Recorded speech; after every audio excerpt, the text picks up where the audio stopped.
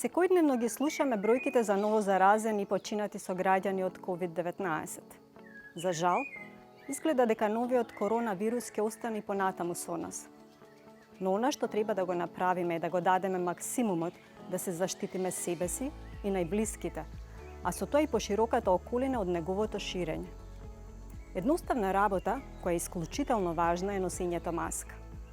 Иако верувам дека носењето на маска е непријатно, особено сега, кога се зголемуваат температурите, сепак мора сите да сме свесни дека тоа навистина е клучно во контролирањето на ширењето на инфекцијата.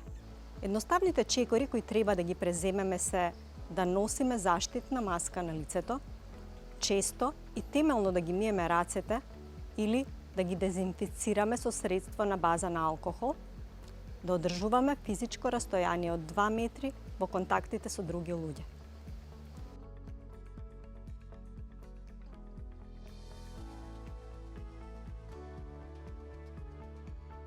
Поставувањето е со миење на рацете најпрво, темелно, со вода и сапун или со средство за дезинфекција на база на алкохол. Потоа се зема маската за страничните вртки и се проверува дали е чиста. Се поставува на лицето да биде покриена устата, носот и брадата.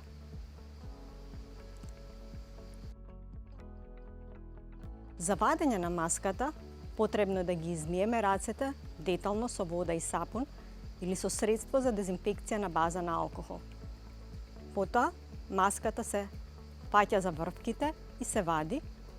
Медицинската маска е за еднократна употреба и веднаш треба да се фрли во затворена корпа за отпадоци.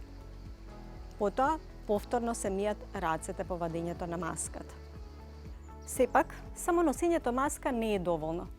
Покрај тоа, неопходно е честото миење на рацете или дезинфекција со средство на база на алкохол, да не се допира лицето, пред се, носот, устата и очите.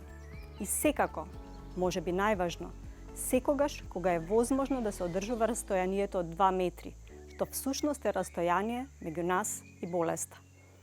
Почитувајте ги препораките за доброто на сите и останете безбедни.